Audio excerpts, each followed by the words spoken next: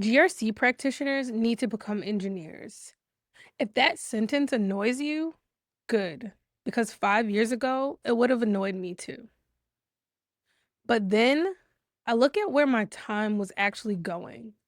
I was spending days, actual days, every quarter doing the same process: manual access reviews, spreadsheets, the same week of my life just gone. And one day I got tired of it. So I started looking for better ways. What I found changed how I feel about this entire field. And here's what I need you to hear: I didn't go looking for a developer, I didn't go back to school. I found a GRC engineering community. There are practitioners who are building, and I started paying attention to what they were doing. That's what I mean when I say engineer, not a developer, not a software engineer, someone who is looking at broken manual processes and instead of accepting it, rebuilds it, automates it, and moves on. Because every hour you spend on what should be automated is an hour you're not spending on the work that actually moves your career forward or creates a foundation for your compliance program. And right now, that's becoming a real problem. The market is moving faster than most GRC teams want to admit. And the field is starting to split into two groups. It's either your process operator or a system designer. And the salary gap between those two groups is only going to get bigger. Let me show you exactly what I mean when I say I'm part of a GRC engineering group with practitioners who are already building in this space. The founder in the community shared an AWS access review automation, and I deployed it. And now every month, this lands in my inbox. This email is automatic and it comes monthly, and there's no manual work that has to be done. So this is what it produces, and the real findings are from my AWS environment. And it has timestamps, and it has severity rating, and it's also mapped to compliance frameworks. So let me just show you what the attachment that's here actually has, or it'll describe what it actually caught. So the first thing we have here is, right, MFA is not enabled. A user with no MFA enabled is an automatic finding for SOC 2, for ISO, many frameworks, right? Another high severity one to call out is CloudTrail, right? This is huge. If there's no CloudTrail, meaning like no audit log, there's no way for an auditor to ask for evidence, because it doesn't exist. We have no logs to show what has happened in the past, unless these logs are obviously being ingested somewhere else in a different system. But as of right now, right, if we're only using CloudTrail, that's the only thing that's there.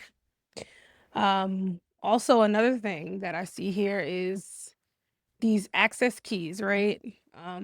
I've obviously hidden my access key, but it says 150 days old, 122 days old. If our policy says that we need to rotate this every 90 days, both of these are in violation already. So this is just an example of what you can create. And this is what we did in in the GRC engineering group. Every single one of those findings, an auditor could ask for them. And right now, I have a timestamp report that catches them automatically every month instead of me manually pulling them before every audit cycle. Now, I'll be transparent with you. The AI powered executive summary piece is still being refined. I need to just go and update it. The Bedrock integration just needs to be fixed. But look at what this tool already does without it. The findings are real, the report lands on schedule, the evidence is there. That's the point. A GRC practitioner build this for GRC practitioners, and it's already doing the job. And here's the thing: the person who built this isn't a developer. They're a GRC practitioner who got tired of doing it manually and decided to do something better. That's the engineering mindset.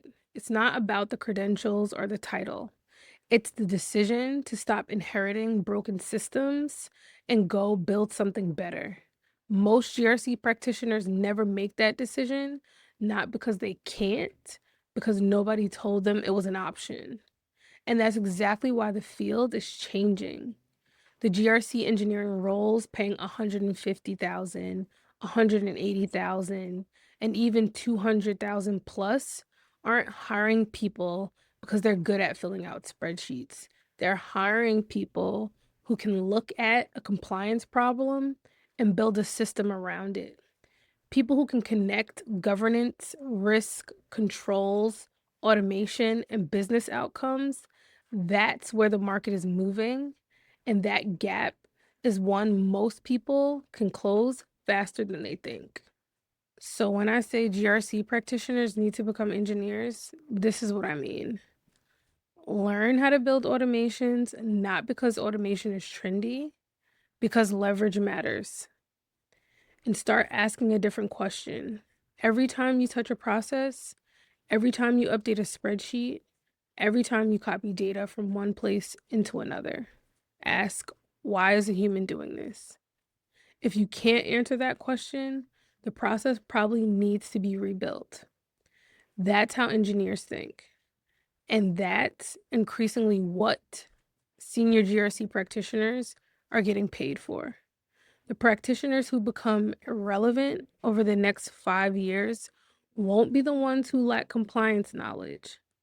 They'll be the ones doing the exact same manual process they were doing 5 years earlier.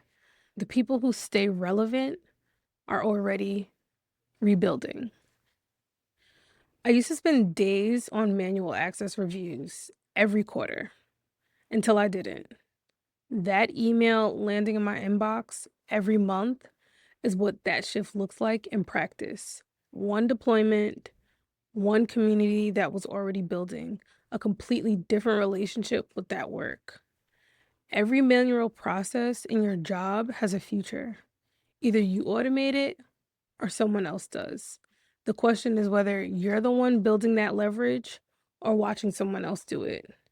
The market has already decided what a GRC practitioner looks like in 2026. The question is whether you're building toward that version or you're waiting for someone to tell you to.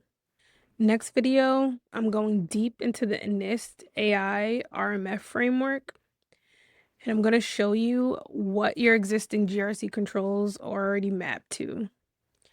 If you've been sleeping on AI governance roles because you think you don't qualify, that one is for you. Subscribe so you don't miss it, and tell me in the comments what's the first manual process in your job you'd automate if you could.